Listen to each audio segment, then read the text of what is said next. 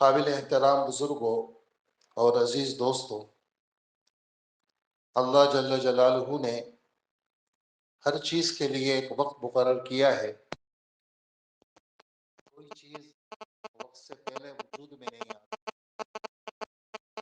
جس وقت جو چیز اللہ کی طرف سے مقدر ہوتی ہے وہ اس وقت میں وجود میں آ جاتی ہے۔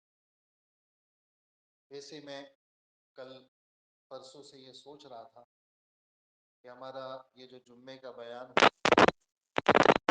یہ ہماری جو کتاب ہے حدیث کی، جو میں سال بھر جامعۃ العلوم الاسلامیہ علامہ بنوری ٹاؤن کے اندر میرا درس ہوتا ہے، وہاں سبقاً احادیث چلتی ہیں، کتاب الایمان سے لے کر کتاب الصوم تک، یہ میرے ذمے حصہ ہے۔ تو اس سلسلے سے ہم شوال سے ترتیب بیان کی شروع کرتے ہیں۔ جو وہاں درس ہوتا ہے پورا ہفتہ، اس میں انتخاب کر کے آپ حضرات کے سامنے وہ باتیں پیش کرتا ہوں۔ تو اس میں چونکہ وہ سال بھی اختتام پہ تھا، ایک مضمون وہ رہ گیا تھا بیان کرنے سے، جس کا تعلق مریض کی عیادت کے ساتھ اور بیمار کو اللہ پاک کیا ثواب دیتے ہیں اور بیماریوں پر اللہ کی طرف سے کیا اجر ہے، یہ ایک بیان جو تھا ہمارا وہ رہ گیا تھا۔ تو سال بھی ختم ہوا، پھر سفر شروع ہوا 1 فروری سے، تو وہ سفر چلا، پھر اس میں آپ کے سامنے حاضری کا موقع نہیں ملا۔ پچھلے بیان میں ارادہ تھا آپ کے سامنے بات کرنے کا، لیکن وہ جیسے ہی جمعے کی تیاری میں تھا، 11:30 بجے صبح کے وقت میں جمعے سے پہلے بچے ہمارے کسی کام سے گئے تھے، ایک گاڑی والے نے مارا، دونوں بچے، ایک کو تو اللہ نے بچا لیا اور ایک کی ٹانگ ٹوٹ گئی جمعے سے پہلے۔ وہ جمعے میں آپ کے پاس آیا، وہ ادھر ہسپتال میں ادھر آپ کے سامنے کیا بیان کرتا۔ تو میں نے آپ کی خدمت میں پچھلے بیان میں تقدیر کے بارے میں بات کی کہ جو چیز اللہ جل جلالہ نے لکھی بھی ہوتی ہے تو اللہ کی تقدیر پر رضامندی یہ ایمان والوں کا شیوہ ہوتا ہے۔ پھر وہ آپریشن ہوا، وہ علاج اس کا چل رہا ہے، تو بدھ کے دن سے مجھے بخار ہوا، تو وہ بخار اور گلے میں درد، سینہ خراب، یہ ایک سلسلہ چل رہا ہے، 3را دن ہے۔ تو آج صبح وہی احادیث میں نے دیکھی جو میرا بیان تھا رجب کا، کہ میں رجب میں آپ کی خدمت میں بیان کروں گا، لیکن وہ شعبان کا آخری ہفتہ آیا اور اللہ پاک نے اس کے لیے آج کا دن مقرر کیا تھا۔ تو حضرت علی رضی اللہ تعالی عنہ فرماتے ہیں، میں نے اپنے رب کو پہچانا ہے۔ کس بات سے پہچانا ہے؟ کہ ایک میں نے پکا ارادہ کیا کہ یہ کام مجھے کرنا ہے اور اس وقت میں کرنا ہے، تو وہ کام اس وقت میں نہیں ہوا، تو بس میں نے پہچان لیا کہ کوئی ذات موجود ہے جو کیا ہے، جو ہمارے ارادوں کے بیچ میں وہ ذات کا ارادہ چلتا ہے۔ عرفت ربی بفسخ العزائم، میں نے اپنے رب کو پہچانا کہ جو آدمی کا پختہ ارادہ ہوتا ہے وہ ارادے کو اللہ ختم کر دیتے ہیں اور کوئی اور کام اللہ پاک اس کی جگہ لے آتے ہیں۔ تو معلوم یہ ہوا کہ اللہ جل جلالہ کی ذات موجود ہے اور اس کے نظام سے اور اس کے کارناموں سے اور اس کے طے شدہ نظام سے یہ چیزیں وجود میں آ رہی ہیں۔ حدیث کی ایک دعا آپ کے سامنے اس وقت پیش کروں گا، اسی موضوع کے ساتھ جڑی ہوئی ہے۔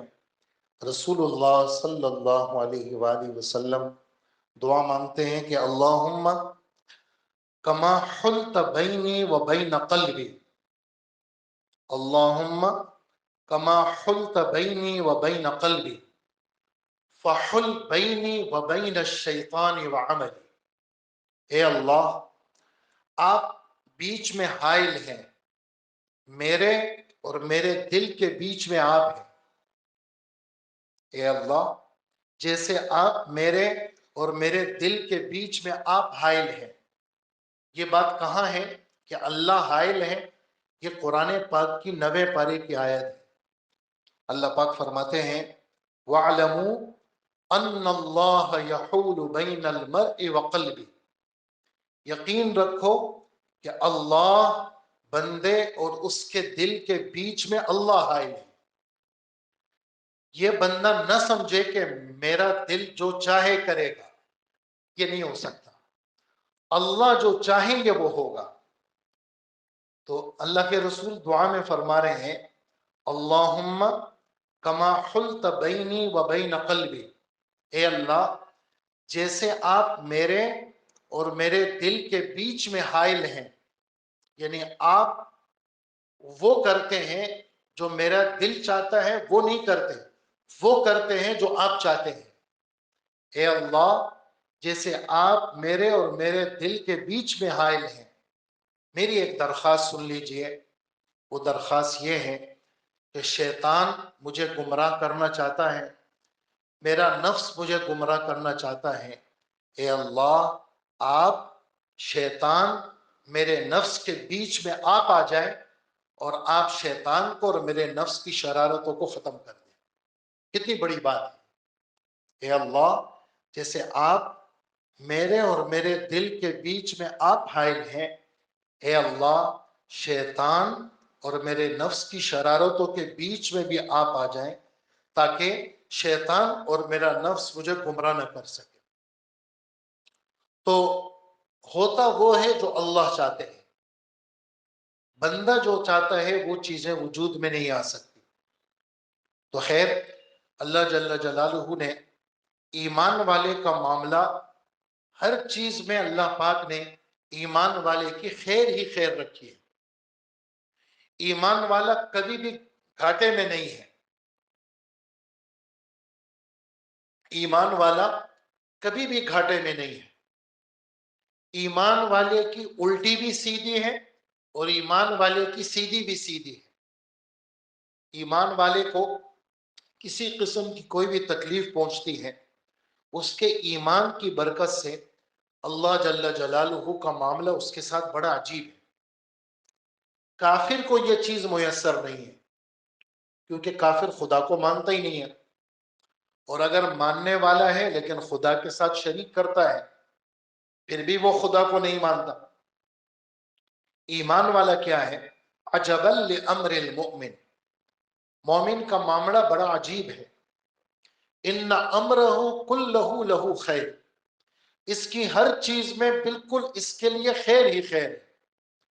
ان اصابت سراء شکر فکان خیر اللہ، اگر اس کو خوشی ملتی ہے، اس کو راحت ملتی ہے تو اس شکر کرتا ہے تو اس کے لیے خیر ہی خیر ہے، اور اگر اس کو تکلیف ہوتی ہے، بیماری آتی ہے، پریشانی آتی ہے، یہ صبر کرتا ہے تو یہ صبر اس کے لیے خیر ہی خیر ہے۔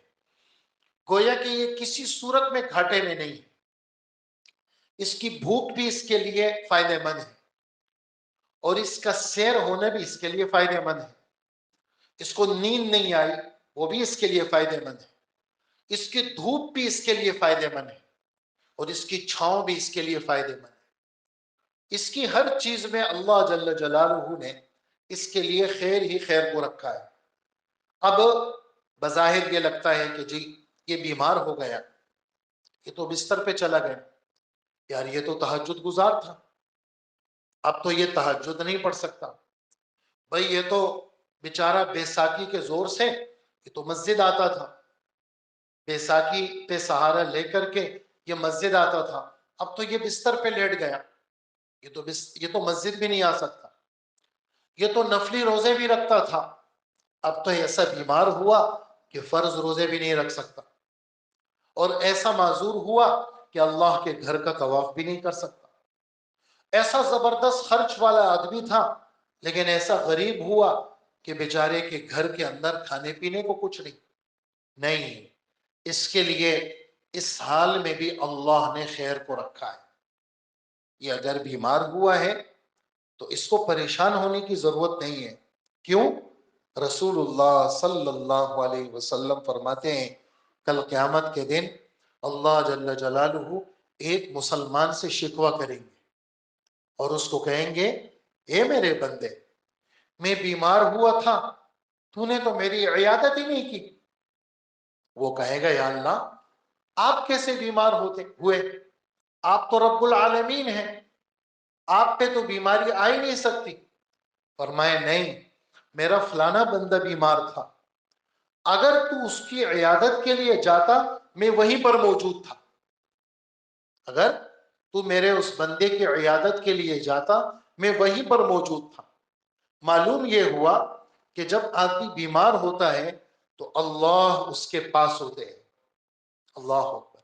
اور حدیث قدسی ہے کہ جو آدمی بیمار ہو گیا اور اس کا دل بہت کچھ کرنے کو چاہتا ہے لیکن ایسا بیمار ہے کہ بیچارہ ہل نہیں سکتا، بیمار ہے، تو اللہ جل جلالہ فرماتے ہیں چونکہ اس کا دل بیماریوں کی وجہ سے ٹوٹ گیا ہے، اگر تمہیں میری تلاش ہے اور تم چاہتے ہو کہ اللہ کہیں میسر آ جائے تو فرمایا ایسے بیماروں کے پاس چلے جاؤ جن کے دل ٹوٹ چکے ہیں، میں تمہیں وہاں ملوں گا.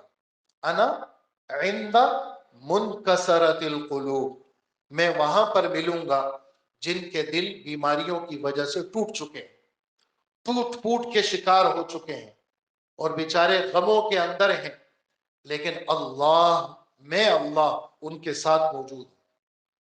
عمومی طور پر ذہنوں میں یہ بات ہوتی ہے کہ جی ہم تو ہیں ہی گناہ گار، جبھی تو ہم پہ بیماری آتی ہے. حضرت عائشہ صدیقہ رضی اللہ عنہ فرماتی ہیں کہ پہلے میں سمجھتی تھی کہ جس مرنے والے کی موت، غور سے سنیے گا، جس مرنے والے کی موت میں نزع کی حالت میں سختی ہوتی ہے اور اس کی روح کو سختی سے نکالا جاتا ہے، تو پہلے میں سمجھتی تھی کہ یہ آدمی آخرت کے اعتبار سے اچھا نہیں ہے، جبھی تو اس کی نزع کی حالت سخت ہے. لیکن جب سے میں نے رسول اللہ صلی اللہ علیہ وسلم کی موت کی حالت میں حضور کی سختی میں نے دیکھی ہے، اور اتنی سخت حالت تھی کہ برتن پانی سے بھرا ہوا تھا اور آپ ہاتھ مبارک ڈال کر کے ہاتھ کو تر کر کے اپنے چہرے مبارک پر پھیرتے تھے اور کمبلی آپ نے اڑی ہوئی تھی، اور جب گھبراہٹ آ جاتی تھی وہ چادر آپ ہٹا لیتے تھے اور اپنے چہرے مبارک کو پانی کے ساتھ تر کرتے تھے، اور یہ الفاظ تھے آپ کے کہ اللہم اعنی علی سکرات الموت، اے اللہ موت کی سختیوں پہ میری مدد فرما. اللہم اعنی علی غمرات الموت، اللہم اعنی علی منکرات الموت. یہ تینوں الفاظ ہیں حدیث میں، سکرات الموت، غمرات الموت، منکرات الموت. سب کا ایک ہی ترجمہ ہے، سختیاں، بے قراریاں، بے چینیاں، موت کی سختیوں پہ میری مدد فرما. فرمایا فلا اکرہ شدت الموت بعد النبی صلی اللہ علیہ وسلم، حضور کی وفات کے بعد اب کسی پر اگر موت کی سختی آتی ہے تو میں اس کو برا نہیں سمجھتی. پہلے میں برا سمجھتی تھی کہ یہ آدمی گناہ گار ہے جبھی تو اس کی موت کی سختی آئی ہے، لیکن جب حضور پر موت کی سختی آئی اب میں اس کو برا نہیں سمجھتی، کیونکہ حضور کا تو کوئی گناہ نہیں تھا. آپ پہ بھی تکلیف آئی اور آپ پہ بھی سختی آئی. اور فرماتی ہے اکثر و بیشتر اللہ کے رسول بیمار رہتے تھے. بھانجے پوچھتے ہیں، عروہ یا عبداللہ ابن زبیر، یہ اما جان کے بھانجے ہیں، حضرت اسما کے بیٹے ہیں، کہا کہ خالہ جان کہ حدیث یا دعا یا کوئی چیز اگر آپ بتائیں تو یہ تو آپ کے گھر کی چیز ہے، کیونکہ نبی آپ کے شوہر ہیں، لیکن یہ جو آپ دوائیاں بتاتی ہیں یہ آپ کہاں سے بتاتی ہیں؟ مختلف قسم کی بیماریوں کی دوائیاں آپ بتاتی ہیں، وہ صحیح بھی ہوتی ہے؟ کہنے لگی، فرمانے لگی کہ بھانجے اللہ کے رسول اکثر بیمار رہتے تھے، لوگ آتے تھے آپ کی عیادت کے لیے تو اللہ کے رسول کو علاج کے لیے دوائیاں بتاتے تھے. یہ دوائیاں میں نے وہاں سے سیکھی کہ لوگ حضور کو دوائیاں بتاتے تھے. تو اللہ کے رسول حضرت عبداللہ بن مسعود آئے، حضور کے ہاتھ رکھا، سخت گرم ہاتھ اللہ کے رسول کے. اللہ کے رسول آپ کو بخار؟ فرمایا ہاں، مجھے اتنا بخار ہوتا ہے جتنا تم میں سے 2 آدمیوں کو ہوتا ہے، تمہارے 2 آدمیوں کا بخار مجھ ایک کو ہوتا ہے. تو عبداللہ بن مسعود فرمانے لگے لگتا ہے ایسا ہے اللہ کے رسول، اس معاملے میں بھی اللہ آپ کو دوہرا اجر دیتے ہیں. فرمایا ہاں، اللہ مجھے اس معاملے میں بھی دوہرا اجر دیتے ہیں. پوچھا گیا اللہ کے رسول صلی اللہ علیہ وسلم سے، سب سے زیادہ سخت آزمائشوں میں دنیا میں کون ہوتا ہے؟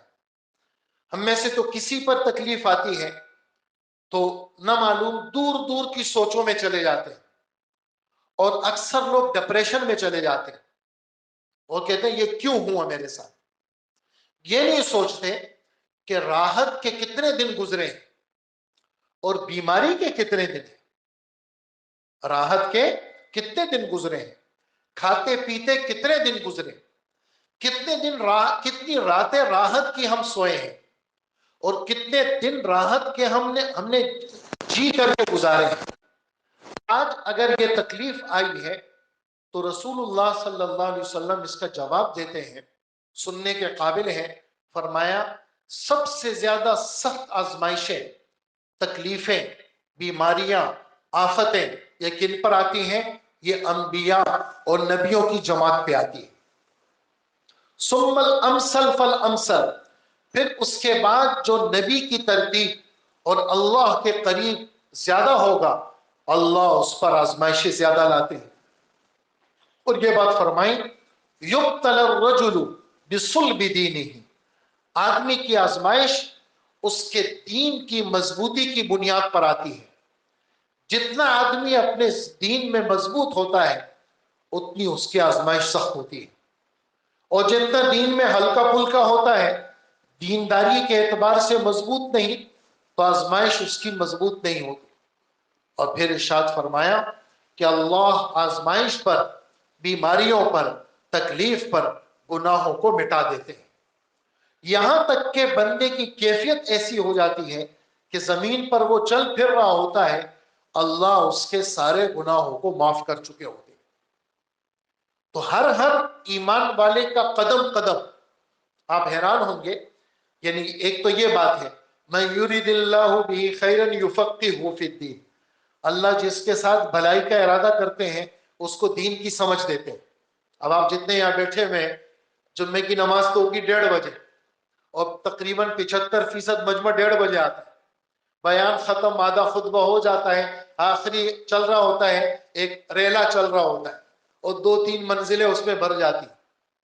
تو آپ حضرات جو تشریف لائے ہیں یہ کیوں آئے ہیں؟ یہ آسمانی باتیں سننے کے لیے آئے ہیں اور دین کی سمجھ کے لیے آئے ہیں.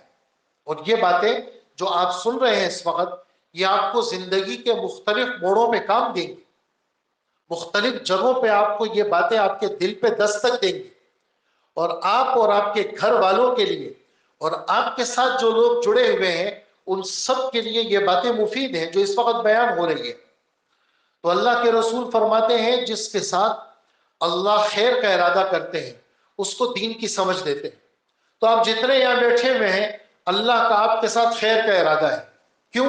دین کی باتیں آپ کو مل رہی ہیں، آپ نے وقت نکالا ہے، آپ دور دراز سے تشریف لائے ہیں، مختلف قسم کے سواریوں پہ سوار ہو کر، کوئی پیدل آیا ہے، کوئی سواریوں پہ سوار ہو کے آئے ہیں، کام کاج چھوڑ کر کے دکانیں دفتر بند کر کے آپ آئے ہیں. کیوں آئے ہیں؟ آسمانی باتیں سننے کے لیے آئے ہیں. تو آپ کے ساتھ اللہ کا خیر کا ارادہ ہے. نمبر 2 جو مجھے یہ حدیث آپ کو سنانی ہے ہمارے موضوع کے ساتھ جڑی ہوئی ہے، من یرد اللہ بہ خیرا، جس کے ساتھ اللہ خیر کا ارادہ کرے، یصب منہ، کیا ترجمہ کریں گے؟ جس کے ساتھ خیر کا ارادہ کرتے ہیں اللہ اس کو تکلیفوں میں ڈال دیتے ہیں۔ سر کا درد، گلے کا درد، کمر کا درد، گردوں کی تکلیف، شوگر کی بیماری، مختلف قسم کے امراض کا سے نے اس کو گھیر لیا، علاج کر رہا ہے، پرہیز بھی کر رہا ہے، لیکن اللہ کا اس کے ساتھ خیر کا ارادہ ہو گیا۔ اب اس کی توجہ کیا ہوگی؟ بیماری کی طرف ہوگی۔ جہاں بیماری کی طرف توجہ ہوگی وہاں اس کی اللہ کی طرف بھی توجہ ہوگی۔ بیماری صرف بیمار یہ بیمار نہیں بنا، اس کا اللہ کے ساتھ تعلق بھی ہو گیا۔ کیوں؟ یار بیمار ہو گیا، یہ بڑھ جائے گی، یار مجھے تو اللہ کے پاس جانا ہے۔ اس لیے بیمار نہ ہونا یہ خیر کی بات نہیں ہے۔ عجیب عجیب حدیثیں ہیں اس سلسلے میں، حیرانگی والی حدیث۔ ابھی ایک حدیث پڑھی، مرقات، مشکات شریف کی شرح ہے مرقات، انہوں نے لکھی یہ حدیث کہ اللہ پاک کو نفرت ہے ایسے دیو آدمی سے جو کبھی بھی بیمار نہیں ہوتا۔ جیسے دیو اور جنات قسم کے لوگ ہوتے ہیں، دیو ہیکل، ان اللہ یبغض العفریت النفریت، جس کو نہ کبھی بچوں کی کوئی تکلیف ملی، نہ کوئی مالی پریشانی ملی، نہ کوئی بدنی تکلیف ملی، فرمایا ایسے آدمی سے تو اللہ کو نفرت۔ ایک شخص حضور کی محفل میں بیٹھے ہوئے بیماری کے بارے میں باتیں چل رہی، وہ کہنے لگا کہ الحمدللہ میں تو آج تک جتنا عرصہ گزرا ہے میں تو کبھی بھی بیمار نہیں ہوا۔ آپ صلی اللہ علیہ وسلم نے فرمایا اٹھو یہاں سے، چلو چلو میری محفل سے جاؤ۔ اس لیے کہ جس آدمی پہ کسی قسم کی کوئی تکلیف نہیں آتی اس کی زندگی میں خیر نہیں ہوتی۔ بیماری کا آنا، بیماری مانگنی نہیں چاہیے کہ اللہ مجھے بیمار کر دے، بیمار کر دے، ایسا نہیں مانگنا چاہیے۔ لیکن اگر بیماری آ جائے تو اللہ کی طرف سے رحمت لے کے آتی ہے۔ اور کیا فرمایا اس شخص کو؟ کہا میری محفل سے چلے جاؤ، تم ہمارے طریقے کے ساتھ، ہماری ترکیب کے ساتھ تمہارا کوئی تعلق نہیں ہے۔ نمبر 3، ایک شخص حضور کی محفل میں بیٹھے ہوئے کہنے لگے میں نے تو ایسی عورت سے شادی کی ہے جو آج تک کبھی بھی بیمار نہیں، مستقل صحت مند ہے۔ تو کیا ارشاد فرمایا؟ اس کو طلاق دے دو، اس میں خیر نہیں ہے۔ اس لیے کہ بیمار نہ ہونا یہ تو منافق کی علامت ہے۔ یہ بات اپنی طرف سے نہیں عرض کر رہا، یہ دلیل کے ساتھ ہے۔ یہ بات کیا فرمایا؟ بخاری شریف مسلم شریف کی مشترکہ حدیث، کیا فرماتے ہیں جناب رسول اللہ صلی اللہ علیہ وسلم؟ فرماتے ہیں مثل المؤمن کمثل الخامۃ من الزرع، ایمان والے کی مثال ایسی ہے جیسے آپ نے گندم کے کھیت دیکھے ہوں گے، چاول کے کھیت دیکھے ہوں گے۔ یہ گندم، چاول، مکئی، ان کے تنے مضبوط نہیں ہوتے، باقی یہ آم اور یہ درخت، نیم کے درخت، پیپل کے درخت، ان کے تنے مضبوط ہوتے ہیں، یہ تنے ان کے نہیں ہلتے، ان کے پتے ہلتے ہیں، شاخیں ہلتی ہیں۔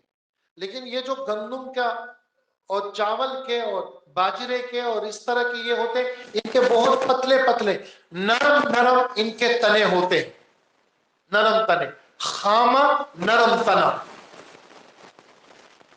مومن کی مثال ان درختوں کی طرح ہے جن کے تنے نرم ہوتے ہیں۔ ہوا جب دائیں طرف سے چلتی ہے تو ان کو بائیں طرف گرا دیتی ہے، اور جب بائیں طرف سے چلتی ہے تو ان کو دائیں طرف گرا دیتی ہے۔ کبھی ہوا ان کو سیدھا کھڑا کر دیتی ہے، کبھی ہوا ان کو یوں گرا دیتی ہے۔ فرمایا مومن دنیا کے حوادثات، بیماریاں، بیماریوں کی آندھیاں، تکلیفیں، یہ کیا کرتی ہیں؟ یہ ایمان والے کو کبھی گرا دیتی ہے کہ یار ابھی تو یہ اٹھ نہیں سکے گا، لیکن پھر اٹھ جاتا ہے ایمان والا، صحت مند ہو جاتا ہے، پھر بیماری آتی ہے، پھر گر جاتا ہے۔ فرمایا کہ ہوتے ہوتے اس کی پوری زندگی اسی طرح آزمائشوں میں گزرتی ہے۔ اور وجہ آپ کو عجیب بتاؤں، یہ بات بھی حدیث میں ہے، یہ جو آزمائشوں میں زندگی گزرتی ہے، اللہ نے ہر ایمان والے کے لیے جنت میں ایک جگہ رکھی ہے۔ اللہ اکبر۔ ایک عجیب نام آج آیا ایک صحابی کا فرقات شریف میں، لجلاج ابن محمد رضی اللہ عنہ، یہ صحابی کا نام ہے کہ اللہ کے رسول سے یہ حدیث پہ نقل کرتے ہیں کہ جناب رسول اللہ صلی اللہ علیہ وسلم فرماتے ہیں کہ اللہ پاک نے ہر مومن کے لیے ایک درجہ رکھا ہے جنت میں۔ اب اس درجے تک پہنچنے کے لیے تہجد، روزے، زکوٰۃ، نفلی خیرات، نفلی روزے، نفلی حج، عمرے، اللہ کے راستے میں نقل و حرکت، دین کے لیے خوب مشقت، یہ اس درجے تک پہنچنے کے اسباب ہیں، لیکن یہ نہیں کر پاتا، مشکل سے یہ کچھ عمل بس کر لیتا ہے۔ اللہ جل جلالہ نے یہ درجہ لکھا ہے، اس کو وہاں تک پہنچنا ہے، تو اس کو اللہ بیمار کر دیتے، اس کے مالی تکلیف لے آتے ہیں، اس کے بچوں میں تکلیف لے آتے ہیں۔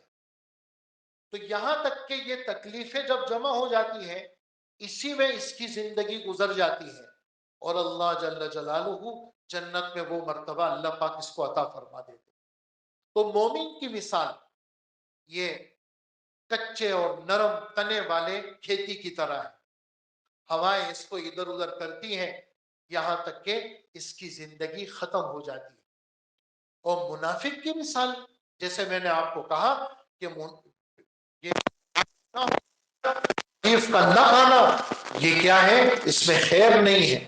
فرمایا یہ کس کی مثال ہے کہ منافق کی مثال ایسی ہے کمثل الارض المجزیہ، ایک درخت ہے، اس کو صنوبر کہتے ہیں، آپ نے دیکھا ہوگا پہاڑی علاقے میں یہ ایبٹ آباد، مری اور نتھیا گلی، ان علاقوں میں جب آدمی جاتا ہے تو یہ پہاڑ میں گڑے ہوئے درخت ہوتے ہیں، یا آندھیاں بھی چلتی ہیں، بہت آتی ہے، لیکن وہ درخت اپنی جگہ سے ہلتے نہیں ہیں، وہ زمین کے اندر انتہائی گہرائی میں ہوتے ہیں، اور آندھی اور ہوائیں اس کو کچھ نہیں کہتی۔